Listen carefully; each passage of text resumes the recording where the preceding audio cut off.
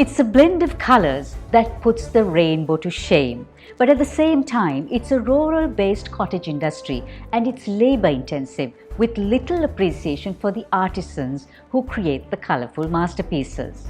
This is Sri Lanka's 2,500-year-old handloom industry. Attorney at law, Selyna Peiris is the Director of Business Development at Selyna, Sri Lanka's only fair trade handloom company and one of the country's largest social enterprises. She took her experience at the Office for National Unity and Reconciliation, the UN, and as a youth activist to add an interesting twist into the threads of this loom. That handloom can be a unifier, a tool to tackle racism and make women the agents of change through their craft. Welcome, Selyna. Good to have you on Selyna Live Flits Talk. Your positioning of the handloom industry is very interesting in the concept of social change. How important is it that craft and industry evolve to survive? The handloom industry in particular and the craft industry in general is by nature able to really give rural women of Sri Lanka who are really at high risk of unskilled migration jobs in their own homes and village. That's a very crucial factor. There are many social problems faced by women and their families and the communities around them because they're leaving homes without the support systems because they have no economic options. It's not by choice, right?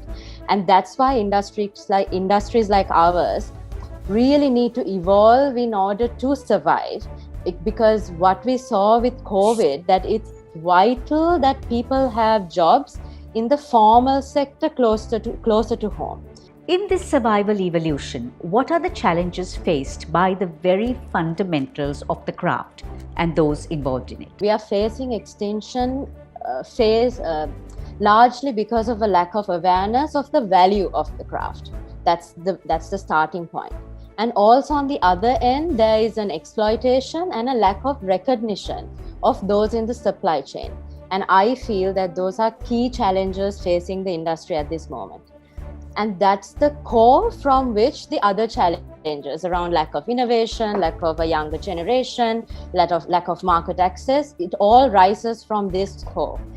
And so we in the industry must really take this opportunity. I feel we have an opportunity now presented to us at this moment to bring greater value to the craft product and also enable greater transparency for the artisans so that their dignity is restored.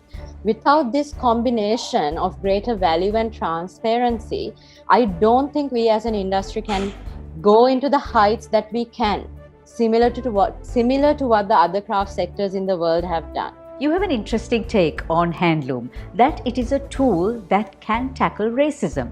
How so? Businesses have a responsibility towards addressing and being vocal about the challenges and issues that bring our country and our communities backward.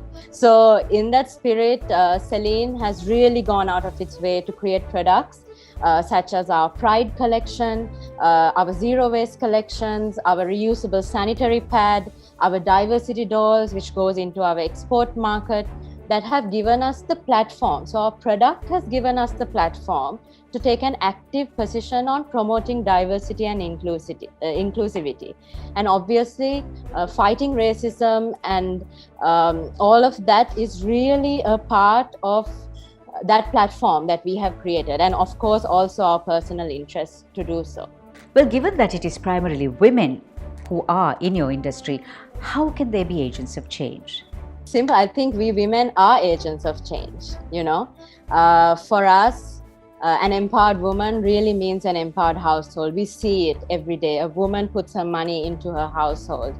And our role is that with consistent interventions to give them the financial independence, to build awareness about this role that they have, their rights and their potential, women can truly change the way this country is run. And we don't need to be in parliament to do that, right? For us at Selyna, empowerment is really the ability for the women in this country to say no, that they're in charge of the choices that they make.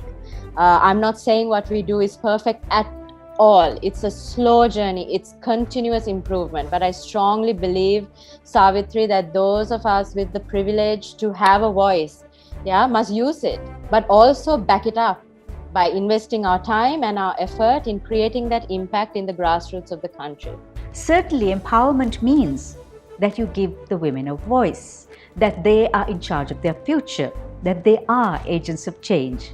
Thank you, Selyna, for joining us on Selyna Life Let's Talk and letting us know a little bit more about how handloom and the handloom industry can be an agent of change. So did you like our show today? Please press the like sign on YouTube. And do subscribe to Kaleidoscope with Savitri Rodrigo on YouTube and follow us on Facebook and Instagram. We are here to better your lives and champion your every goal. With 12 billion rupees worth of customer benefits in 2020 and a life insurance fund worth over 100 billion rupees, our strength is your strength. You focus on your goals. We will take care of the risks. Selyna Life.